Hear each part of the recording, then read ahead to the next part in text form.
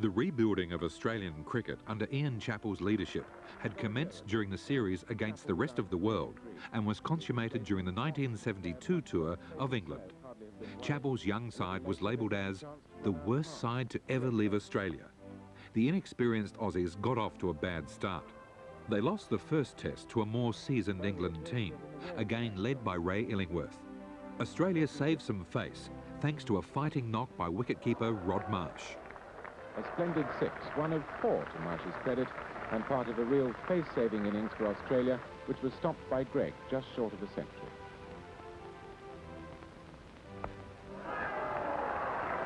Caught behind by Knott for 91. It was soon over. The Aussies lost the match by 89 runs. Australia had now lost 7 of its last 11 test matches. It had been nearly 2.5 years since Australia had registered a test match victory. We lost it in Manchester, and I thought, you know, what the hell's going on here? Because, you know, we didn't play all that well, and we got within, you know, we got within striking distance of them, and I thought we're not that far away from doing okay. And of course, Massey didn't play at Manchester, and had Massey played at Manchester, I mean, who knows? It might have been a totally different result. The second test at Lord's, the spiritual home of cricket, became known as Massey's Massacre. LBW for 30. 25-year-old Western Australian swing bowler Bob Massey had a dream test debut, capturing 16 England wickets. All out, with 8 of England's wickets falling to Massey for 84 runs in the first innings of his test debut. Bob Massey just bowled the best display of swing bowling I've ever seen in my life. He was just unplayable. He was unplayable. Massey was well supported at the other end by Dennis Lillee. Boycott the batsman. He's out, perhaps a little unluckily, for 6, with England 12 for 1. And Lillee, in his next over, defeated Luckhurst. 16 for 2, with another express train of a ball from Lillee. Lillee bowled magnificently. He got the first 2 wickets in each innings and didn't get another. And I think basically it was because we couldn't get a touch on him. He kept going from the pavilion end, pitching about off the middle, going up the slope, missing everything, and nobody could get a touch on him. It was just too good. 18 for 3, with Marsh taking another catch behind, and Massey, who'd started bowling not quite as well as yesterday, quickly finding form. D'Oliveira caught Greg Chappell for 3. It was just one of those extraordinary sights to see the ball curve as much as it did. I mean, the ball does swing on occasions in England, but and to swing and seam as much as it did from Massey, I mean, it's just as if he had it on a string that day, and I'm sure he probably did. Massey again. Greg caught by Ian Chappell. Illingworth settled into something like a partnership with Smith, but Massey took him soon enough. Stackpole takes the catch. Caught by Greg Chappell, and England are all out for 116, leaving Australia just 81 to get, and Bob Massey with 16 scalps in his test debut collection. Bob Massey's performance is unbelievable. It's still unbelievable. I mean, looking back on it all these years later, I still can't believe that he did what he did. I mean, he bowled magnificently, he swung the ball magnificently, but Dennis Lillee bowled magnificently as well. And Bob got the wickets. I mean, that's the way it goes sometimes. With the scores level, it was Stackpole who fittingly hit the winning run off Luckhurst. A convincing win by 8 wickets, credit for which can be taken by bowlers Lillee and particularly Bob Massey. That was probably the most elated I'd ever felt in a winning cricket match, because probably more subconsciously than consciously I recognised that that was the turning point for us on that tour. We'd convinced ourselves, we'd proven to ourselves that we could compete with these blokes under their own conditions. Unfortunately, there were a few more twists and turns to unfold before the series ended.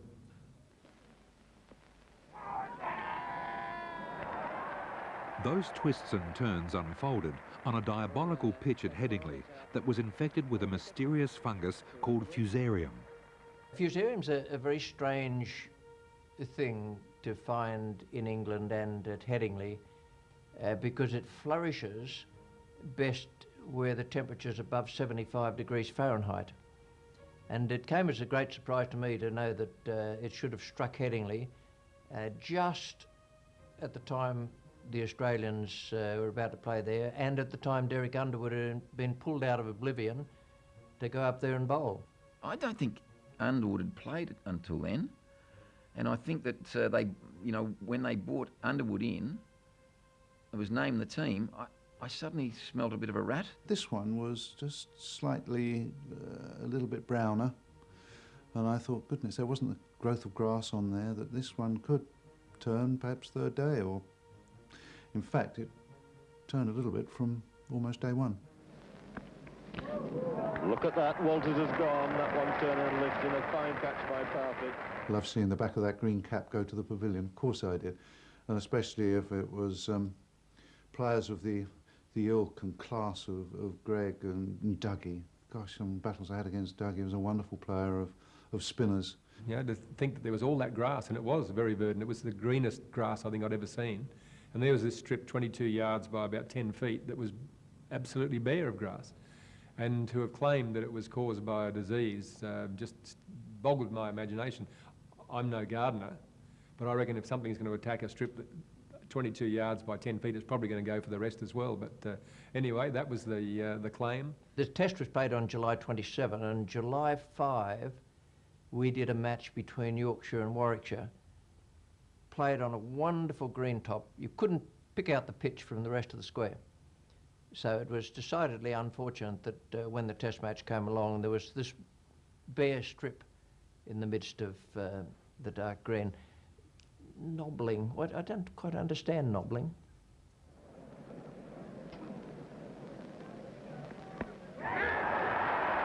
He's asking, and he's given him out, a little tickle onto the pad.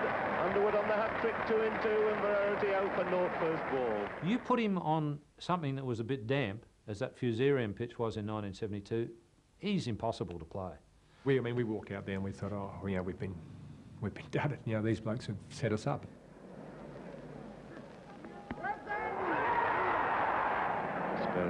No inside over on the pad, but applause from his 10th colleague, applause from Tony Gregg. Wonderful over by Derek Underwood. On that wicket, it was a wicket that was a good one to bowl on. Yes, I've got to carry that one around with me. I did feel that we'd been set up a bit with that pitch. They obviously decided that Lillee and Massey were having too much of an influence on this test series, and they were going to do something about it.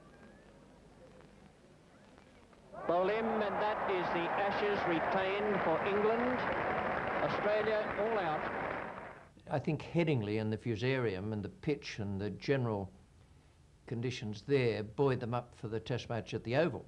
I remember saying to the team before the Oval test match, I said, as far as I'm concerned, we're the better team of these two sides. But I said, when I'm asked that question back home, I can't give that answer unless we square this series at 2-all.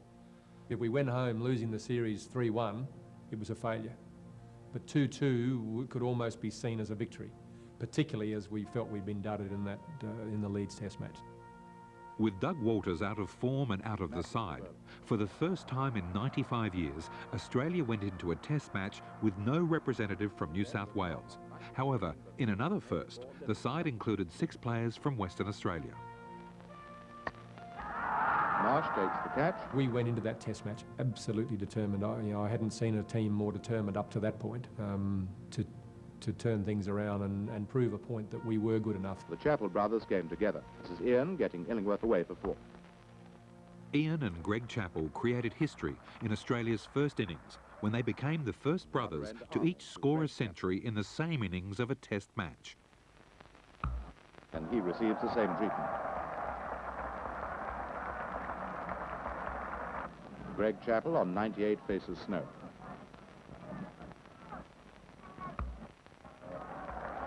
And 2 runs gives him his 2nd century of the series.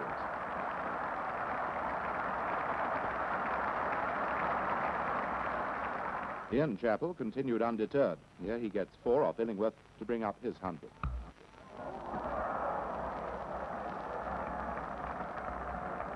The fact that we both got hundreds in that innings obviously was a very significant moment, more so in hindsight than it was at the moment, other than from the game's point of view. The fact that, you know, as two batsmen, we'd done our job. Australia began the last day's play of the 5th Test at the Oval, chasing 242 for victory to square the series. History was created when, for the first time, the ABC provided live satellite coverage of this final day's play. Audiences around Australia sat on the edge of their lounge room seats as the game hung in the balance. And it was left to Sheehan and Marsh to rally the innings. At 5 for 171, still requiring another 71 runs for victory, the new fighting spirit of Ian Chappell's young side was exemplified by the determination of Paul Sheehan and Rod Marsh.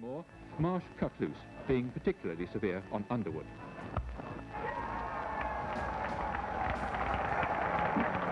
Finally, with the scores level, Marsh faces Tony Greig. A quick single, victory for Australia, joy for Marsh and for his colleagues. They typified the way we felt about the win as they came off, as they hit the winning run. They came off swinging the bats around and excited. I mean, you don't see Australian teams sort of show that emotion very much, but there was a lot of emotion around that Test match. Although we didn't win the Ashes back, to know in our own mind that we could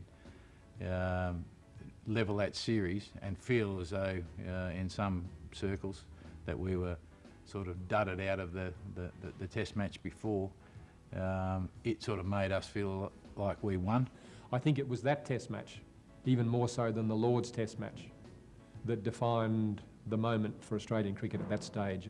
To me, that was the game that certainly convinced me, and I'm pretty sure it convinced the nucleus of that side that went on to be the terrific side of the 70s. It convinced all the really good players in that side that we were good enough to match it with the rest of the world. Because at that stage, England were the best side around. That's the last time England were a cricketing power, 1972. They've been on the wane ever since. It really was the defining moment for that team, Ian's captaincy and that team, because it held us together as a group. Had we lost that Test match, I think it could have meant a lot to a few blokes, and that a few of them may not have played again after that, and you know, we went on from success to success.